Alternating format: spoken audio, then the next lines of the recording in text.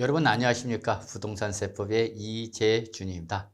자, 우리 이번 시간부터는요, 부동산 세법 예상 문제풀이 강의 진행하도록 하겠습니다. 아마 8주째 거쳐서 진행되지 않을까 생각하고요.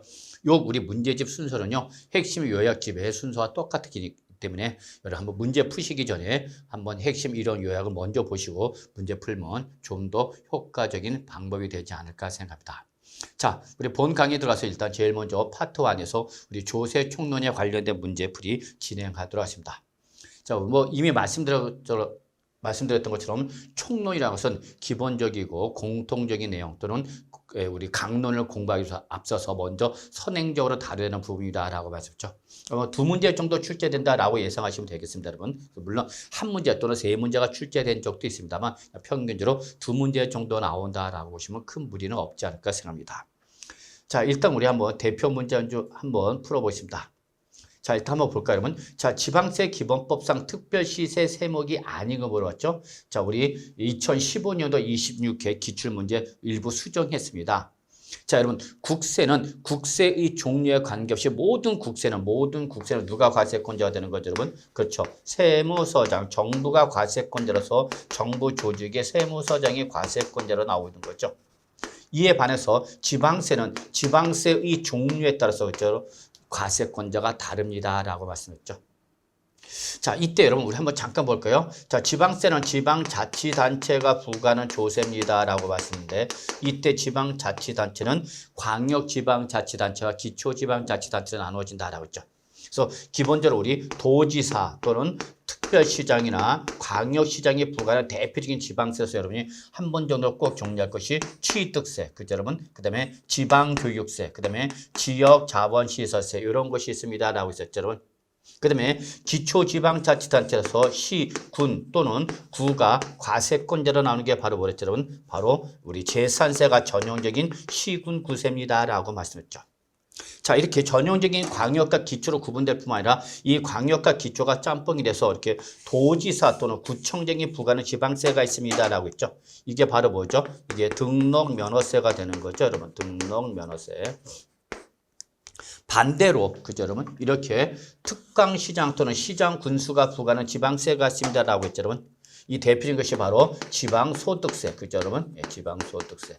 또 바로 주미세가 여기에 해당이 되기도 합니다, 여러분. 그래서 요 정도는 여러분 한번 좀 봐주시고요. 이 문제가 또다시 시험에 출제될 가능성은 높지는 않지만 우리가 취득세, 등록면허세, 재산세 등을 공부할 때에 과세권자로서는 꼭 기억해 주시기 바랍니다, 여러분. 그래서 이 문제는 뭐 별표 뭐 하나 정도 표시해도 큰 무리는 없지 않을까 생각합니다. 자, 그러면 1번 취득세 전형적인 도지사가 부과하는 거죠, 여러분. 도지사. 그 다음에 등록면허세 역시 누가 부과하죠, 여러분? 우리 도지사가 부과하는 거죠. 자, 그러면 뿐만 아니라 우리 취득세는 특별시장, 광역시장이 부과하는 거죠. 그러니까 여기 지금 이제 조건이 특별시세 세목이 아닌 거 물어봤죠. 그럼 취득세는 어쨌거나 특별시장의 과세권자로 나온 데에 반해서 우리 2번 등록면허세는 도지사 다음에 특강이 아니라 누가 나온 거죠? 여러분 구청장이 나오는 거죠. 그렇기 때문에 바로 일단 저 문제에서 답은 등록면허세가 답이 되는 거죠. 즉 등록면허세 과세권자는 도지사 또는 구청장이기 때문에 특별시장이나 광역시장은 과세권자가 아닌 거죠. 그래서 답은 몇 번 되는 거 여러분? 2번이 되는 걸 여러분 확인할 수 있겠습니다, 여러분. 그렇죠? 자, 3번 지방교육세는 바로 뭐죠, 여러분? 그렇죠. 소방본 지역자본시설세, 지방교육세 여기 해당하는 거기 때문에 바로 특강시장이 광역시장 과세권자로 나올 수 있는 거죠. 그리고 4번 주미세는 바로 뭐죠, 여러분? 여기 나오네, 여러분. 주미세는. 그래서 우리 공인중개사 시험에 이때 2015년도에 처음 26회 때 주미세가 우리 시험에 나옵니다. 주미세는 사실상 우리 부동산세법과 관련성이 있다라고 말할 수는 없는데 이 당시 출전에 이렇게 주미세를 생뚱맞게 냈다는 것에 대해서 아마 조금은 이 당시 수험생은 좀 당황하지 않았을까 생각합니다. 지방소득세는 공부를 했었는데 그래서 여러분 이렇게 좀 봐주시기 바랍니다. 그다음에 지방 소비세도 바로 여기 역시 우리 지방 소비세 이것도 바로 도 또는 특강시장의 과세권자 나오거든요. 그래서 사실상 이 당시에 요 주미세라든지 여러분 지방 소비세는 공인중개사 시험에 한 번도 안 나오다 이때 처음으로 한번 나왔기 때문에 좀 이 당시 수험생이 당황했을 거다라는 거 한번 말씀드리고 또 다시 나올 거냐 하는 것은 저는 뭐 이렇게 또 다시 출제될 가능성은 높진 않다. 그러나 여러분 다시 한번 말하지만 취득세, 등록면허세, 재산세 요 과세권자는 기본적으로 꼭 좀 정리해 두시기 바라겠습니다. 여러분. 아시겠죠 여러분? 네, 그래서 문제, 대표 문제는 요 정도 풀어봐도 큰 문제는 없지 않을까 생각합니다. 자, 이제 우리 한번 문제 풀어보도록 하겠습니다. 10점. 자, 문제 1번이죠. 다음 중 모두 국세에 해당하는 걸 물어봤죠, 여러분. 자, 그러면 일단은 여러분 요 모두 국세죠. 이건 뭐 과거에는 나왔었습니다만 최근에는 뭐 이렇게 출제될 정도의 난이도는 아닌 거죠, 여러분. 그냥 가볍게 한번 여러분 우리 조세는 과세권자에 따라서 국세와 지방세로 구분할 때 국세에 해당하는 것을 찾아봐라 이렇게 보시면 되겠죠.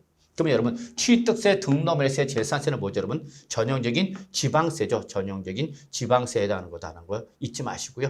그 다음에 2번 종합소득세라든지 인지세 여기까지는 국세죠 여러분. 근데 요 지방소득세는 글자대로 지방세이기 때문에 국세에 해당하지 않죠.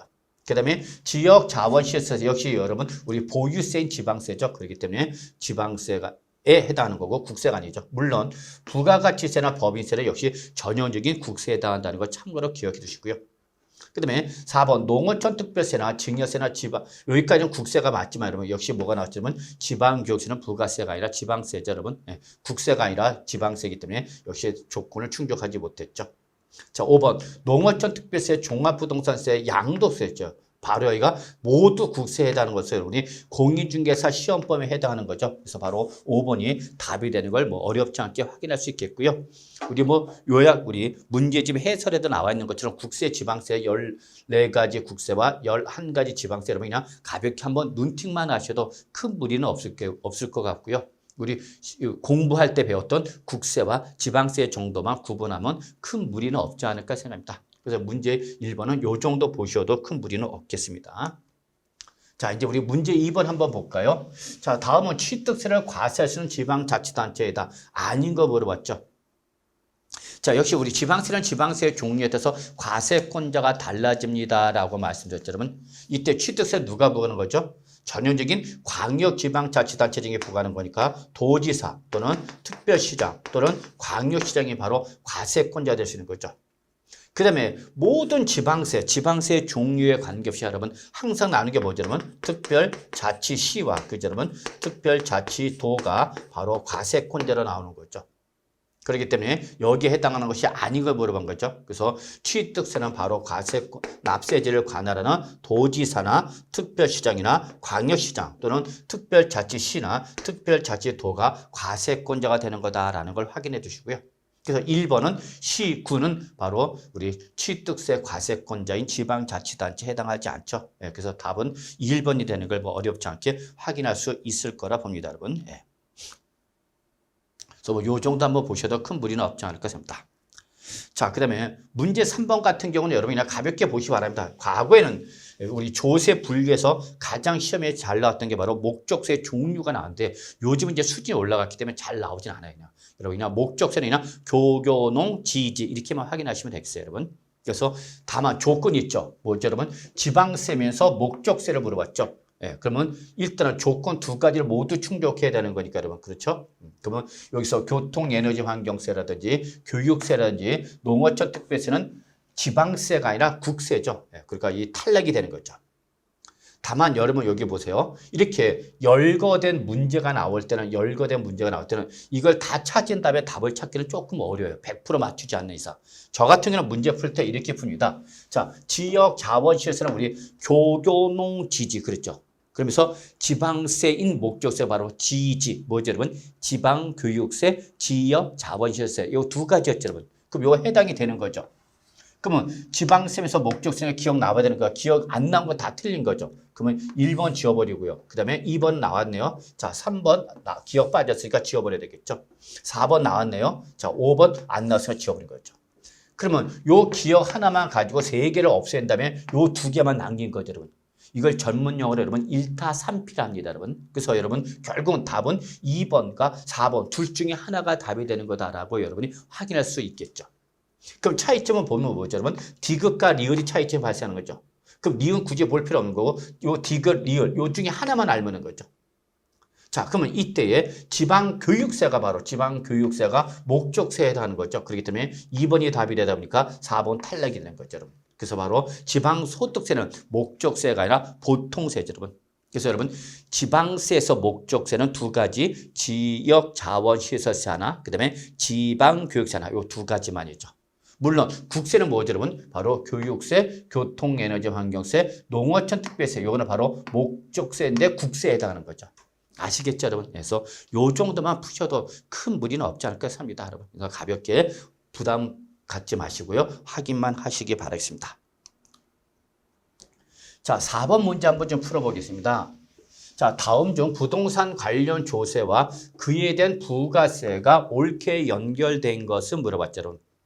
자, 이게 문제가 실전에 출제될 가능성은 떨어지죠. 그래서 뭐 별표 하나 정도만 보시면 되겠는데, 자, 일단 우리 알아야 될 것은 부가세는 항상 무슨 가세죠, 여러분? 이중과세가 되는 거죠. 그래서 부동산을 취득하면 뭘 내야 되죠, 여러분? 취득세를 내야 되는 거죠. 그러면 이때 이 취득세 납세 의무자는 이 취득세를 기준해서 한 번 더 내는 걸 요걸 우리 뭐라 한다면 부가세랍니다라고 했죠. 그래서 부가세는 항상 무슨 가세 여러분? 이중과세 성격이 되고 있는 거죠. 자, 여러분 한번 기억나시는지 모르겠네요. 취득세 납세 의무자는 기본적으로 취득세에 대해서 우리 한 번 더 뭘 더해야죠, 여러분? 농어촌 특별세와 지방교육세를 한 번 더 내야 되는 거죠. 반면에 등록면허세 납세 의무자는 그 등록면허세 납부세에 대해서 20% 한 번 더 뭐로 내죠, 여러분? 지방교육세를 한 번 더 내는 거죠, 여러분. 자, 재산세 납세 의무자다 보죠. 그럼 재산세 납세 의무는 재산세 납부세액의 20% 한 번 더 뭐 내는 거죠, 여러분? 바로 지방교육세를 한 번 더 내는 거죠. 자, 그 다음에 우리 지역자원시설, 우리 부동산세법에서 말하는 지역자원시설은 소방분 지역자원시설세를 말합니다라고 했었죠, 여러분. 자, 역시 이때는 요거는 소방분 지역자원시설은 재산세의 병기세의 성격을 띠고 있기 때문에 요 소방분 지역자원시설은 부가세가 없다라는 거 한 번 정도 좀 확인해 두시기 바라겠습니다, 여러분. 자, 여기까지가 우리가 공부하는 지방세인 거죠, 여러분. 그 다음에 우리 국세 쪽으로 넘어가면 이제 우리 뭘 공부하죠, 여러분? 종합부동산세 공부하죠. 그럼 이때 종합부동산세 납세 문제는 납부세액에 대해서 20%를 바로 한 번 더 뭐로 내죠, 여러분? 농어촌 특별세를 한 번 더 내죠. 그 다음에 우리 양도소득세로 소득세를 공부하게 되죠, 여러분. 예, 그래서 양도소득세. 자, 그러면 항상 소득세가 있는 것에는 소득세 몇 프로를 10%를 반드시 한 번 더 뭐가 쫓아온다고 했죠, 여러분? 지방소득세가 옵니다라고 말씀드렸죠, 여러분. 기억나셔야 돼요.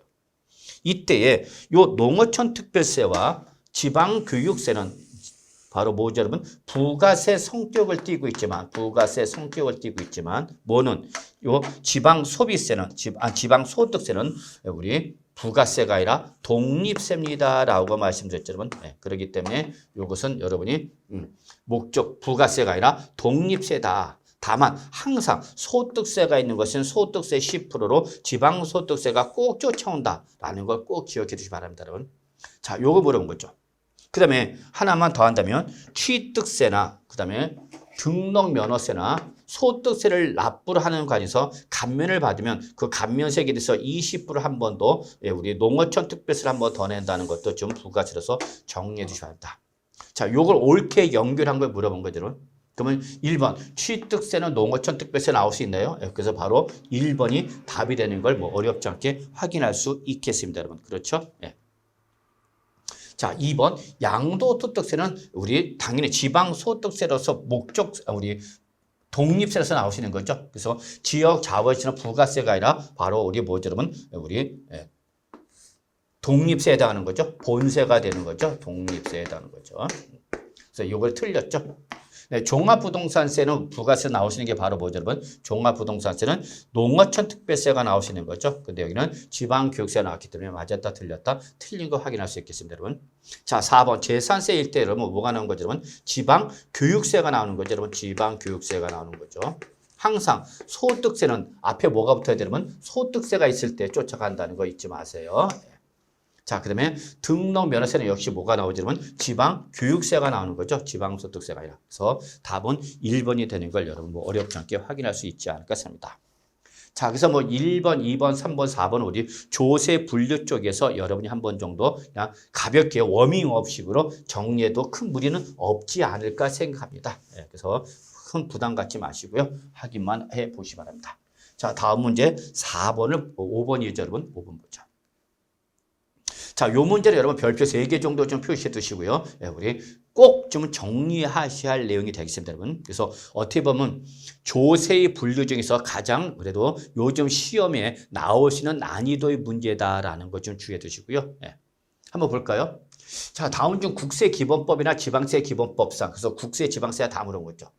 자, 부동산의 매각 대금을 배분할 때에 당해 재산에 설정된 저당권 등에 담보된 채권보다 우선할 수 있는 조세 채권. 자, 여기죠, 여러분. 그 당해 재산에 설정된 저당권 등 피담보 채권보다도 설정 일자와 법정 기일 간의 관계 이시 없이 무조건 우선할 수 있는 조세 채권. 이게 바로 뭐죠, 여러분? 이게 우리 중개법에서 뭐라고 표현했죠, 여러분? 당해세라고 했죠, 여러분. 당해세. 요걸 우리 조세 총례에서 뭐라고 표현한다, 여러분? 재산세군 이렇게 표현했죠. 이거 꼭 기억두셔야죠, 여러분. 그래서 요 당해세, 글자대로 당해세는 당해 재산에 대해서 부과된 조세를 말하는 거죠. 당해 재산에 직접 부과된 조세를 말한다. 그래서 이거를 재산에 대해서 부과되는 재산세 또는 재산세군이라고 하기도 한다. 교수님 중에 일부는 그랬죠. 왜냐면 지방세인 재산세와 똑같기 때문에 보유세인 재산세 구분하기 위해서 무리군자 써갖고 재산세군이다라고 하는 교수님도 계시니까 혹시 당황하지 마십시오라고 했죠.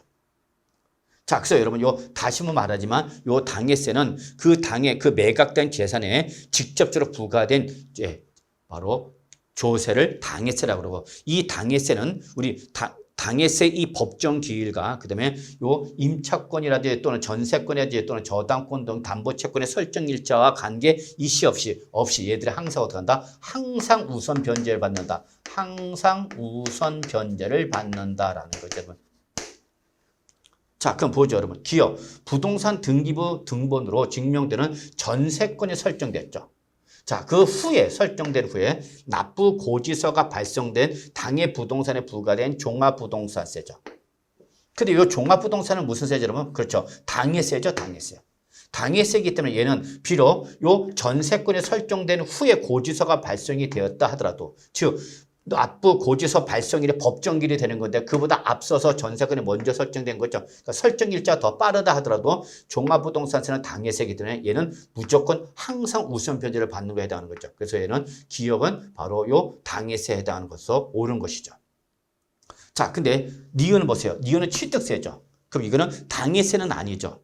그러니까 여러분 조세 채권이 나오면 일단은 재산세인지 아닌지를 당해세인지 아닌지 확인하셔야 됩니다, 여러분. 그래서 당해세이다라고 하면 당해세다라고 하면 즉 우리 재산세, 그다음에 그의 부가세인 지방교육세, 그다음에 소방분 지역 자원시설세, 그다음에 바로 우리 자동차세, 소유분에 대한 자동차세 이런 것도 바로 대표적인 당해세인 지방세에 해당하고, 국세 쪽에서는 바로 뭐가 있죠, 여러분? 종합부동산세, 그죠, 여러분? 상속세, 증여세가 역시 전형적인 바로 당해세라는 거죠. 그래서 당해세에 해당하면 얘는 무조건 어떻게 하죠, 여러분? 우선 변제를 받는 거죠. 근데 만약에 당해세가 아닌 조세채권이다. 그럼 그때는 이제 뭐와 빠른 거, 당해세가 아닌 세금과 그다음에 피담보 채권 중 빠른 것이 우선 변제를 받는 거다라는 걸 보시면 되겠죠. 그럼 여러분 우리 여기서 취득세는 당해세야 당해세가 아니야? 당해세가 아닌 거죠. 그렇기 때문에 이때는 요 담보 피담보 채권과 그다음에 요 조세 채권에 어떤 것이 더 빠른 거냐 보시는 거죠.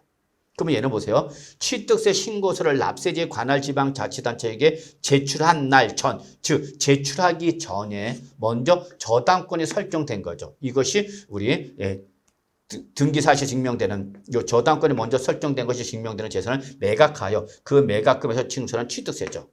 그럼 결국은 지금 요거는 우리 저당권이 빠르다, 취득세가 빠르다. 바로 저당권이 더 빠르다는 얘기죠. 왜냐면 취득세 신고서를 제출하기 전에 먼저 등기를 했기 때문에 이때는 바로 요 저당권이 우선하는 거죠. 그래서 바로 니은에 해당이 되지 않는 거죠. 물론 만약에 취득세를 신고를 한 다음에 저당권이 설정됐다. 그럼 그때는 우리 취득세가 우선되는 거죠, 여러분. 아시겠죠?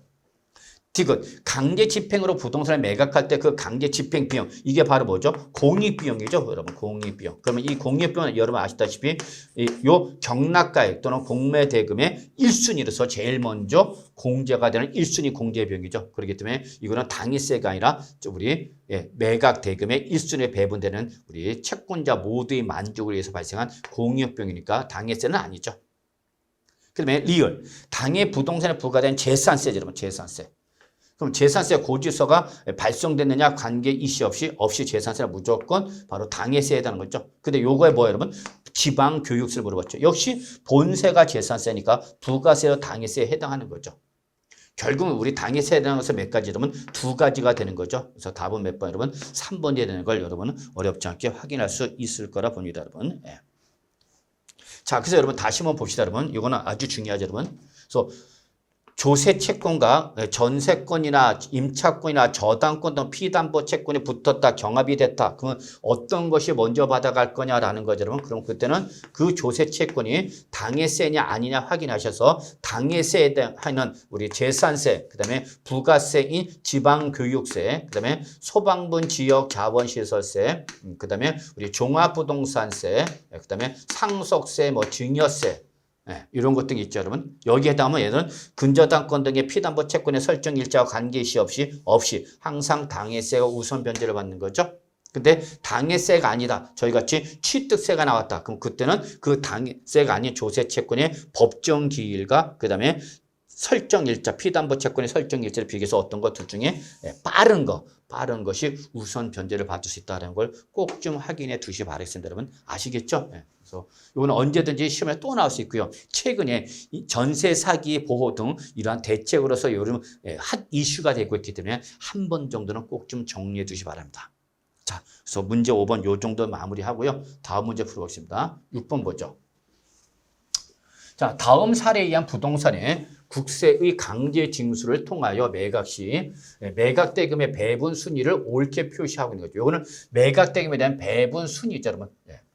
다만 임차권은 주택임대차법에 따른 대항 요건, 요 뭐 여러분 너무나 잘 아실 거고 또 확정 일자를 갖췄다라고 했죠, 여러분. 그리고 제시되지 않은 사항은 고려하지 않다. 결론 요거는 여러분 우리 이번 2023년도 개정사항이죠. 그래서 이거 아까 방금 전에 말씀드렸던 바로 우리 전세 사기 피해를 방지하기 위한 제도로서 실행이 됐습니다라고 하는 거죠. 자, 뭐 이게 당장 올해 시험에 출제될 가능성이 높냐라고 했을 때는 조금 그래도 주의해 주실 필요가 있죠. 자, 한번 보죠, 여러분. 2020년 5월 달에 은행의 대출금 2억 원에 대해 실행해서 근저당권 설정이 됐답니다. 그 근저당권 설정 일자가 2020년 5월 달이다 그 얘기죠. 그 다음에 2021년 6월에 주택임대차 보증금 4억 원에 대한 임차권 설정됐어요. 이 바로 요 임대차 보호법에 따른 대항 요건과 확정 일자 다 갖췄다 그 얘기죠. 자, 그리고 나서 2023년도분 종합부동산세 3억 원이 체납이 됐다. 자, 그러면 일단은 여기서 누가 받아갈 거냐 지금 그 얘기인 거죠. 그럼 여러분 여기서 뭐가 나왔죠, 여러분? 그렇죠. 종합부동산세가 나왔죠. 종합부동산세. 무슨 세죠, 여러분? 당해세죠. 그럼 얘가 1순위가 되는 거죠. 1순위가 되는 거죠. 그 다음에 이제 우리 2순위가 바로 뭐가 되는 거죠? 바로 요 2020년 5월 달에 은행 대출금, 요게 바로 저당권이 바로 2순위가 되는 거죠. 그리고 역시 2021년 6월에 설정된 요거 임차권이 바로 뭐가 되는 거죠, 여러분? 3순위가 되는 거죠. 3순위. 그래서 일단은 먼저 종합부동산세 얼마 받아가야 되는 거죠? 3억 원이 먼저 받아가는 거죠. 뭐 은행보다도 얘는 당해세이기 때문에 설사 은행이 먼저 저당권 설정이 들어도 그 설정 일자와 관계이시 없이 얘가 무조건 변제받는 거죠. 그래서 종합부동산세 받는 거죠. 그 다음에 이제 은행이 받아가는 거죠. 그리고 나서 이제 3순위가 되는 거죠. 주택임대차 보증금이. 자, 근데 문제는 종합부동산세가 당해서 얘가 먼저 받았는데 얘가 우리 임차권 설정 일자보다 늦죠, 여러분. 예, 임차권이 먼저 빠르죠, 여러분. 그러면 그때는 요 3억 원이 먼저 받아갈 돈을 얘가 받아가라, 여러분. 얘가.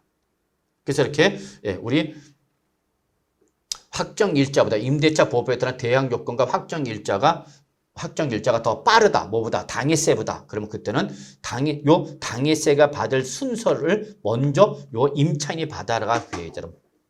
그렇기 때문에 일단은 우리 제일 먼저 요 종합부동산세를 대신해서 누가 나왔던 거 여러분? 임차 보증금이 나왔던 거죠. 임차 보증금.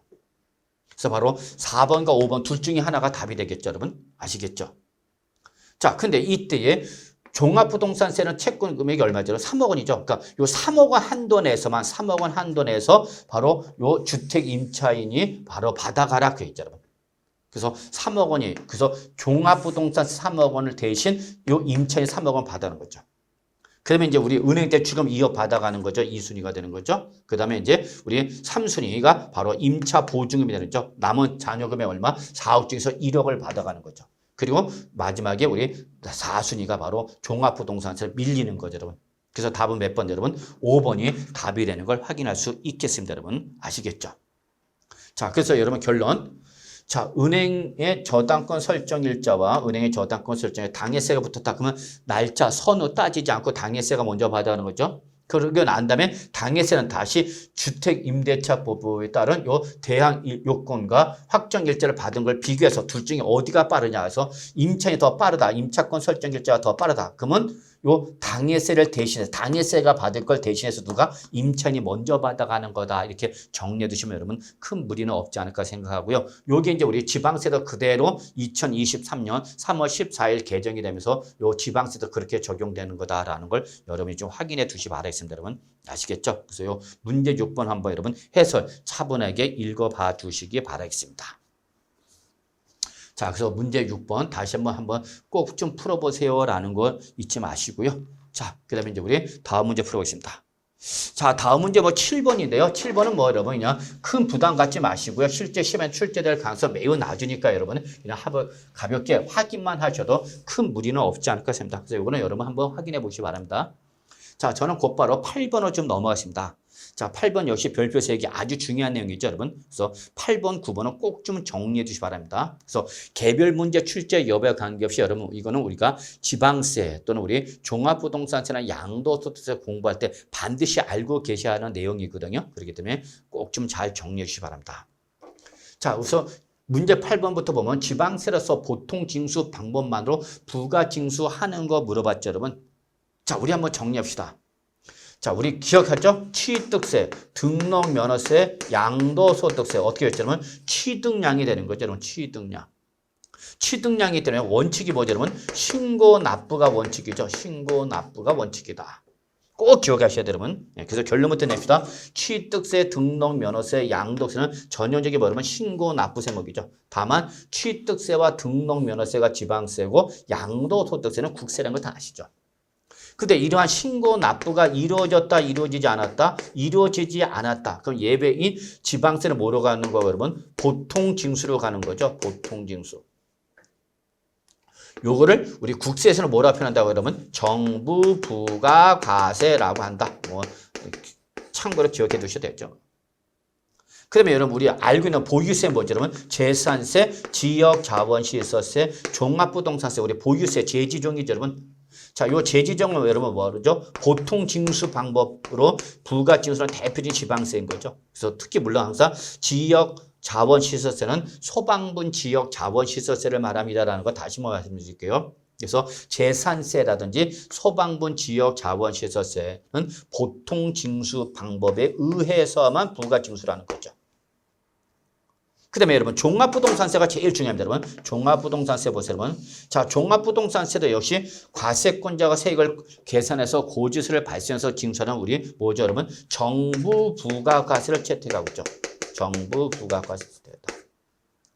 단 이 종합부동산세는 정부 부가과세가 예외이지만 예외적으로 납세 의무자가 뭐 한다면 선택한다면 뭐가 가능하죠, 여러분? 신고 납부가 가능하죠. 신고 납부가 가능하다라는 걸 여러분이 꼭 기억해 두셔야 돼요. 그래서 종합부동산세는 국세지만 국세니까 원칙의 정부 부가과세, 그러나 예외적으로 납세를 선택하면 뭐 할 수 있다 그러면 신고 납부할 수 있다. 요 정도는 여러분이 반드시 숙지하고 계셔야 되는 거죠. 그럼 물어본 게 조건이 몇 가지죠, 여러분? 두 가지죠. 지방세일 것, 그 다음에 보통세일 것, 아니 보통 징수 방법이죠, 여러분. 그럼 바로 지방세인 재산세와 지역 자원시설세가 이에 해당하는 거죠. 그래서 바로 답은 몇 번 되는 거죠, 여러분? 바로 우리 5번 재산세가 문제 8번이 정답이 되는 걸 확인할 수 있겠습니다, 여러분. 그렇죠? 네. 자, 그러면 우리 지방교육세 한번 잠깐 볼까요, 여러분? 네, 답은 5번이지만 지방교육세 뭐죠, 여러분? 이거는 부가세죠. 부가세는 뭘 쫓아가야 되죠, 여러분? 본세를 쫓아가야 되는 거죠. 그러니까 저 지방교육세는 취득세나 등록 면허세의 부가세일 때는 이때는 신고 납부가 될 수 있는 거죠.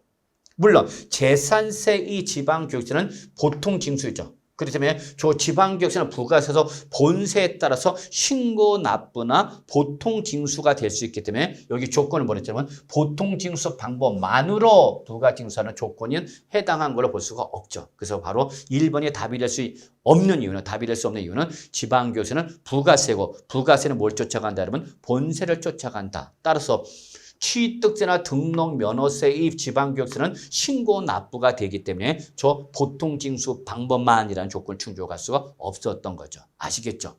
근데 우리 재산세의 지방교육세다. 그럼 그때는 보통징수는 맞지만 요 지방교육세 신고 납부도 나올 수가 있기 때문에 요 조건을 충족 못한 거죠. 자, 양도세는 전형적인 뭐죠, 여러분? 취득량 신고 납부하는 우리 국세인 거죠. 국세. 그래서 조건 충족 못한 거죠. 또 종합부동산세 어쨌거나 역시 국세이기 때문에 답이 될 수가 없다라는 걸 먼저 아셔야 되겠죠. 그러나 종합부동산세 꼭 기억해 두셔야 여러분. 종합부동산세는 원칙이 정부 부가과세지만 예외적으로 납세를 선택을 뭐 하실 때 여러분 신고 납부할 수 있다. 꼭 기억하셔야 됩니다, 여러분. 자, 등록을 해서 역시 신고 납부는 지방세죠. 바로 5번 재산세가 답이 되는 걸 금방 확인할 수 있을 거라 봅니다, 여러분. 아시겠죠, 여러분? 네, 그래서 이런 거 한번 보시고요. 요 문제가 자체가 중요한 것이 아니라 요게 중요한 겁니다, 여러분. 그래서 지방세와 국세의 부가징수 방법 얘가 중요하다라는 걸 여러분한테 다시 한번 강조하겠습니다, 여러분. 아시겠죠? 요거 꼭 여러분 머릿속에 숙지하고 계셔야만 합니다. 자, 다음 문제 9번 좀 풀어보죠. 자, 지방세의 부가징수에 관한 다음의 설명 중 옳지 않은 거 물어봤죠? 자, 그래서 역시 요 지방세 부가징수 꼭 숙지하고 계셔야 되죠. 그러면 우리 지방세 부가징수 방법 몇 가지 여러분? 세 가지죠. 신고 납부, 보통징수, 그다음에 뭐죠, 여러분? 특별징수 세 가지가 있습니다라고 말씀드렸죠, 여러분. 네, 그거 떠올리시면 됐죠. 역시 별표 3개 꼭 좀 기억해 두시기 바랍니다. 자, 지방세 부가징수에 관한 다음의 설명 중 옳지 않은 거, 틀린 거 찾아봐라 그 얘기가 되겠죠, 여러분. 네. 그럼 1번 보통징수라. 그럼 여러분 항상 보통징수 누가 취하는 거다, 여러분? 그렇죠? 과세권자가 액션 취하는 거죠. 다만 여기서는 지금 과세권자로서 누가 나온 거죠, 여러분? 세무공무원이 나온 거다라는 걸 아셔야 되겠죠. 그렇죠, 여러분? 네, 그래서 여러분 세무공무원이 나면 얘는 납세 의무자와 과세권자 당사자 중 누구를 말하는 거다? 과세권자를 말하는 거죠. 그래서 보통적으로 항상 누가 과세권자인 세무공무, 즉 지방자치단체장이 세액을 계산해서 납세 의무자한테 뭘 보내준 거죠, 여러분? 납세 고지서를 발송해서 발급해서 그 고지서에 기재된 세액을 납부지 않게 납부하는 것이 바로 뭐죠, 여러분? 보통징수죠. 그래서 1번 보통징수에 대한 정의에 맞는 말이 되겠습니다, 여러분. 그렇죠? 2번 재산세는 신고 및 납부를 원칙으로 하되 신고 또는 납부 의무를 다하지 아니한 때 하나요 보통 징수 방법에 의하여 징수한다라고 되어 있습니다. 이게 맞는 말입니까, 여러분? 틀린 말이죠. 방금 전에 앞에서 봤던 것처럼 재산세는 전형적인 뭐죠, 여러분? 보통 징수 방법에 의해서만 부가징수는 지방세인 거죠. 그래서 바로 2번이 틀렸죠. 재산세는 뭐죠, 여러분? 바로 보통 징수 방법을 취하고 있는 거죠. 자, 그래서 답은 2번이 되는 걸 어렵지 않게 확인할 수 있을 거라 보고요. 자, 그다음에 신고 납부가 나왔죠. 자, 신고 납부는 항상 신고 납부는 액션 누가 취하는 거다, 여러분? 납세 의무자가 액션을 취하는 겁니다라고 했죠, 여러분. 그래서 납세 의무자가 그 납부할 지방세 이 과세 표준액과 세액을 뭐하고 여러분? 스스로 납세 의무자가 신고하고 그 신고한 세액을 뭐하는 거죠, 여러분? 납부하는 걸 말하는 거죠, 여러분. 그래서 일단은 기본적으로 우리 세법의 당사자는 두 사람이 되는 거죠. 누구와? 과세권자와 누가 여러분? 납세 의무자가 있고 이 당사 요 중간에 바로 뭐였죠, 여러분? 징수 의무자가 있습니다라고 했죠, 여러분. 그래서 우리 과세 관청을 대신해서 바로 소득금이나 수익금액을 지급할 때 납세의무자 지급할 때 그 지급하는 소득금액 또는 수익금액에 대한 세금을 떼서 과세권자한테 다음 달 10일 등에 납부하는 걸 우리는 뭐란다, 여러분? 이걸 특별징수라고 했죠, 여러분. 특별징수. 그래서 보통징수는 항상 액션 누가 치는 거예요, 여러분? 과세권자가 세액을 계산해서 납세 의무자한테 고지서를 발송해서 세액을 징수하는 거다라고 했죠. 그다음에 거꾸로 누가 납세 의무자가 스스로 세액을 계산해서 과세관청에 그 신고한 세액을 신고하고 납부하는 걸 우리가 뭐라 한다 여러분? 신고 납부라는 거죠. 요게 머릿속에 여러분 꼭 세팅되어 있어야 돼요, 여러분. 아시겠죠? 그래서 신고 납부는 액션을 누가 치는 거고 여러분? 신고 납부는 납세 의무자 액션을 취하는 거고. 그죠, 여러분? 그다음에 보통 지수는 누가 여러분? 과세권자가 액션을 취하는 거다라는 걸 머릿속에 꼭 기억하셔야 됩니다. 자, 그 다음에 4번. 취득세는 신고 및 납부를 원칙으로 한다. 맞는 말이죠? 신고, 납부를 원칙으로 하는데 신고 또는 납부 의무를 다하지 아니한 때는 산출세액 또는 부족세액이다. 뭐를 더해서 여러분? 가산세를 더해서 뭐가 여러분? 보통징수로 가는 거죠, 여러분. 꼭 기억해 두시죠. 요거 똑같은 게 바로 뭐죠, 여러분? 취득세, 등록면허세, 양도소득세, 취등량. 알고 계시죠, 여러분? 자, 그 다음에 5번. 특별징수란 지방세를 징수할 때 편의상 징수할 여건이 좋은 자. 이 사람이죠. 과세권자도 아니고 납세무자도 아니고 징수의 편의가 있는 자로 하여금 과세관청을 대신해서 징수하게 하고 그 징수한 세금을 납부하게 하는 걸 우리가 뭐라 한다면 특별징수라는 거죠. 여러분 이때 특별징수는 국세는 뭐라 표현했죠, 여러분? 그렇죠. 원천징수라고 그랬죠, 여러분? 원천징수. 그래서 국세의 원천 징수를 지방세에서는 뭐라 표현한다면 특별 징수를 한다. 꼭 기억하셔야 됩니다, 여러분. 그 다음에 원천 징수란 대표적인 국세가 바로 뭐라 했죠, 여러분? 소득세입니다라고 했죠, 여러분. 소득세. 제가 오늘 강의하기 전에 은행에 잠깐 들러서 만기가 된 정기예금이 있어서 그걸 해지했습니다. 근데 뭐 요즘 워낙 저금리이기 때문에 들어간 원금에 비해서 워낙 이자를 너무나 적게 받아갖고 정말 조금 안타까움을 금할 수 없는데 이때 얼마 되지 않은 이자를 지급한 은행에서 그 지급하는 이자에 대한 소득세를 빼고 주는 거죠. 이때 돈 줄 때 세금부터 떼고 주는 걸 우리가 뭐라 표현했죠, 여러분? 원천징수. 대표적인 것이 바로 뭐다, 여러분? 소득세라고 했죠, 여러분. 자, 이때 국세에서는 이걸 원천징수, 지방세를 뭐라 표현하고 그러면 특별징수라고 그런 거죠. 특별징수. 그 다음에 뭐죠, 여러분? 요 소득세에 대해서 뭐를? 지방소득세. 이게 항상 쫓아온다라고 했죠, 여러분.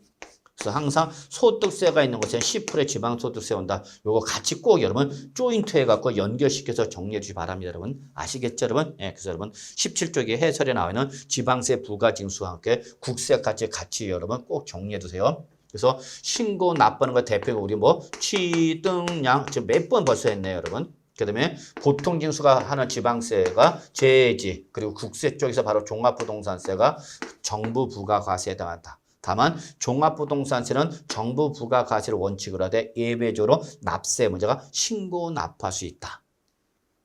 벌써 지금 한 3번 정도 이상 얘기했습니다, 여러분. 꼭 기억하셔야 되겠죠, 여러분? 아시겠죠? 자, 그래서 문제 9번 답이 뭐 어렵지 않게 2번이 되는 거 확인할 수 있겠고요. 요 내용은 꼭 좀 잘 정리해 주시기 바랍니다, 여러분. 아시겠죠? 자, 다음 문제 풀어보겠습니다. 10번이죠. 자, 요것도 뭐 사실상 여러분 이미 기출문제에서 나왔던 걸 제가 좀 일부 현행 규정으로 맞춰서 수정한 거기 때문에 그냥 가볍게 확인해 보셔도 큰 무리는 없지 않을까 생각합니다. 자, 한번 보죠. 지방세 기본법상 부가징수 그리고 불복에 관한 설명으로 옳지 않은 건 뭐랄죠. 자, 여기서 우리 지방세 불복 절차가 한번 일회성 문제인 줄 알았는데 가끔 이렇게 툭툭 한번 나오기도 합니다, 여러분. 그냥 보시기 바랍니다. 자, 옳지 않은 거 틀린 거 물어봤죠, 여러분. 자, 1번 납세자가 그죠? 법정 신고 기한까지 과세표를 신고서를 제출하지 아니할 경우 지방세 부가 제척기간은 7년이다. 여러분, 이거 꼭 기억해 두셔야죠. 제척기간은 여러분 이미 민법에서 배우셨던 것처럼 어떤 권리의 존속기간을 말합니다라고 했었죠. 이때 우리 지방세 제척기간은 크게 3가지가 있죠. 자, 한번 확인해 볼까요, 여러분? 지방세 부가 제척기간 별표 하나 정도 좀 체킹해 두시고요. 그래서 부가 제척기간은 여러분 한마디로 말해서 부정행위 때, 그죠, 여러분? 부정행위로 신고 납부를 하지 않았다. 그때 몇 년이죠, 여러분? 10년이죠, 10년.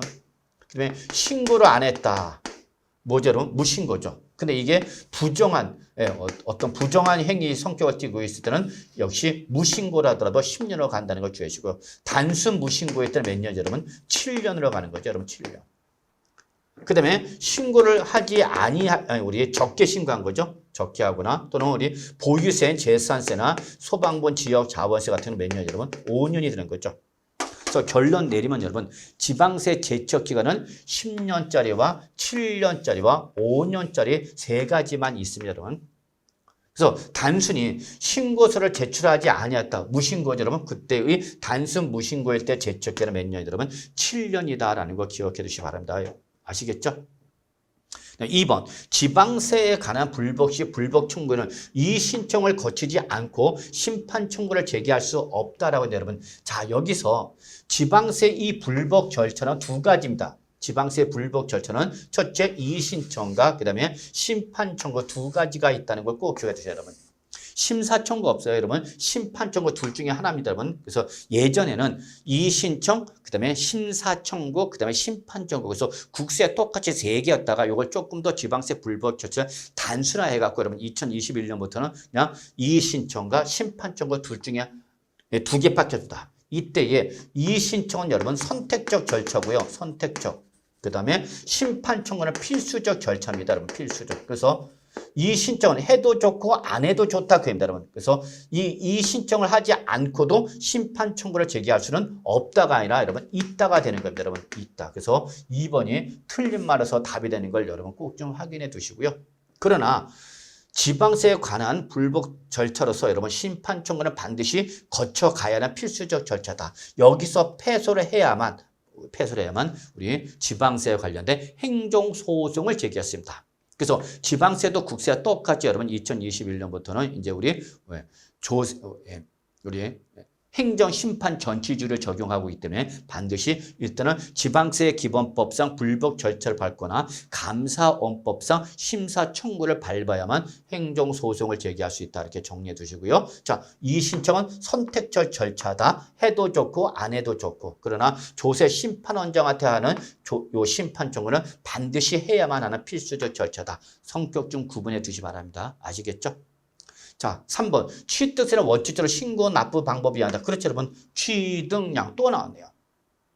자, 4번. 납세 의무자가 사기나 그 밖에 부정한 행위로 법정 신고 기한까지 과세 필요 신고를 하지 아니한 경우. 여기서 법정 신고 기한까지 과세 필요 신고를 하지 아니한 경우 무신고죠.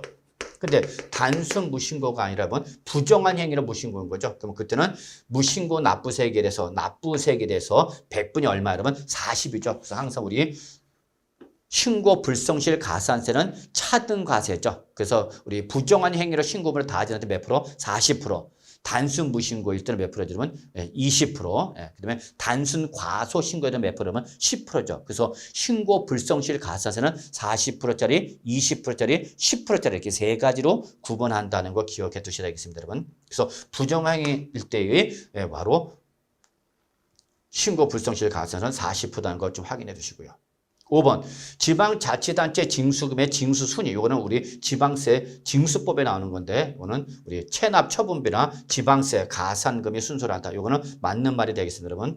다만 요 가산금은 올해 2023년 말까지만 존재를 하고 2024년 1월 1일부터는 폐지가 되는 거다. 그래서 납부지원 가산세 국세 똑같이 통합 흡수 적용되는 거다라는 거 참고로 기억해 주시기 바랍니다.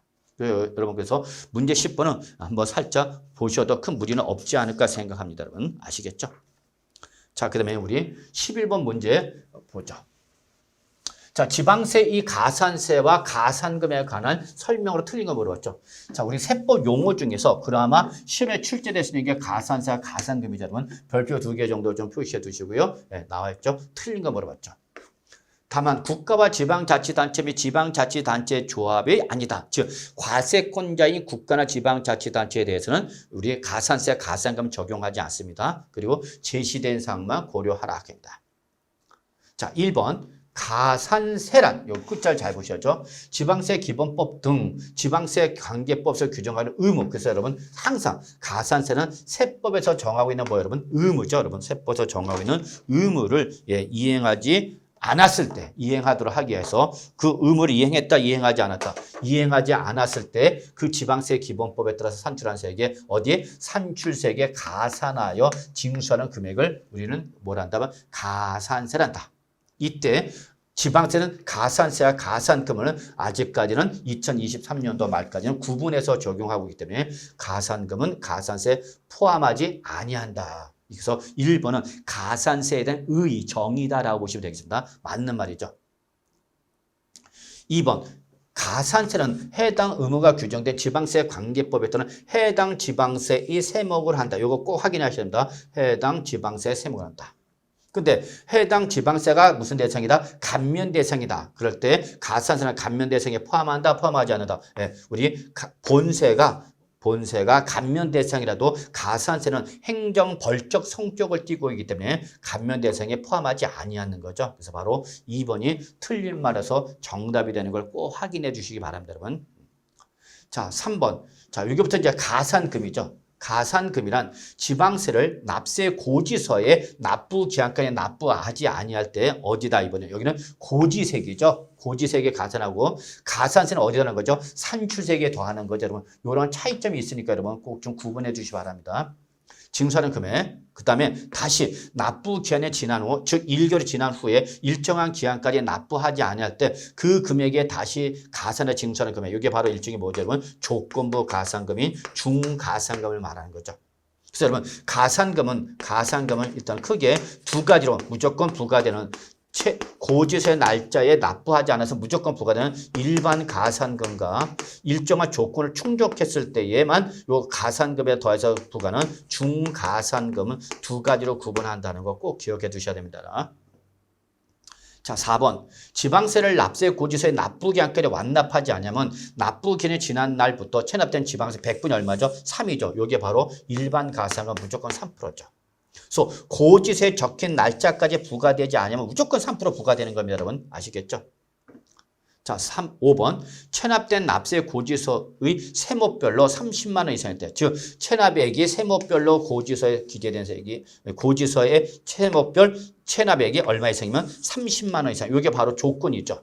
그때는 납부 기한이 지난 날부터 매 1개월이 지날 때마다 이게 뭐죠, 여러분? 연체 월수죠, 여러분. 연체 월수가 되는 거다라는 거 확인해 주셔야 돼요. 때마다 체납된 지방세의 만분이 얼마예요, 여러분? 75에 상당하는 중가상금을 어디다? 가산금에 더해서 징수합니다. 이 경우 중가상금을 가산해 징수한 기간은 60개월을 초과할 수 없다라는 걸 여러분이 꼭 좀 봐두시기 바랍니다, 여러분. 아시겠죠, 여러분? 네. 자, 그래서 일단은 답은 몇 번 여러분 2번 되는 걸 확인할 수 있겠습니다. 자, 12번 문제 풀어보겠습니다. 자, 국내 부동산에 대한 양도소득세의 납세 의무자가 법정 신고 기한까지 양도소득세 신고 또는 납부물을 다하지 아니한 경우 국세기본법상 가산세 옳지 않은 거 물어봤죠. 자, 그래서 이거는 양도소득세에 대한 국세기본법상 가산세를 물어본 거다라는 거 확인해 두시면 되겠습니다. 자, 보죠. 1번 무신고 가산세죠. 다만 사기나 그 밖의 부정한 행위로 인하지 않은 경우를 했으니까 여러분 단순 무신고니까 몇 프로죠, 여러분? 예, 바로 40%가 돼야 되겠죠. 단순 부정행위가 부정행위가 아니라고 했으니까 여러분 단순 무신고 죄송합니다. 20% 맞는 말이죠, 여러분. 예. 다만 여러분 가산세는 여러분 납부세 기준이다, 여러분. 산출세 기준이 아니라 납부세 기준이라는 걸 잊지 마시고요. 자, 2번 역시 무신고 가산세인데요. 여기는 사기나 그 밖에 부정한 행위로 인한 경우를 했죠, 여러분. 그때는 몇 프로죠, 여러분? 40%가 되는 거죠. 자, 3번 과소신고 가산세, 여러분. 그래서 얘는 신고는 했는데 적게 신고한 거죠. 다만 부정한 행위가 아니라고 했기 때문에 일단 몇 프로죠, 여러분? 10%가 부과되는 거 확인할 수 있겠습니다, 여러분. 자, 4번 과소신고 가산세는 여러분 여기는 뭐죠? 부정한 행위로 인한 과소신고 가산세이기 때문에 이때는 100분의 40이 되겠죠. 그래서 항상 부정행위가 나면 여러분 묻지만 무조건 몇 프로다, 여러분? 40%다라는 걸 기억해 두시기 바라겠습니다. 자, 5번 납부지연 가산세. 그래서 법에서 양도소득세의 법정 신고 기한까지 납부를 하지 아니하거나 과소 납부를 하면 다시 뭐가 부과되는 거죠, 여러분? 납부지연 가산세가 부과되는 거죠. 그래서 납부하지 아니한 미납세 또는 적게 납부한 과소납부세에서 우리 하루당 10만 분의 22의 일수를 곱한 금액에 대한 납부지연 가산세가 부과되는 거죠. 그래서 신고를 하지 않았을 때 신고 불성실 가산세, 납부를 하지 않거나 과소납부했을 때 납부지연 가산세가 기본적인 양도소득세 가산세다 이렇게 정리해 두시기 바랍니다. 자, 그래서 우리 첫 번째 시간은 여기까지 진행하도록 하겠습니다.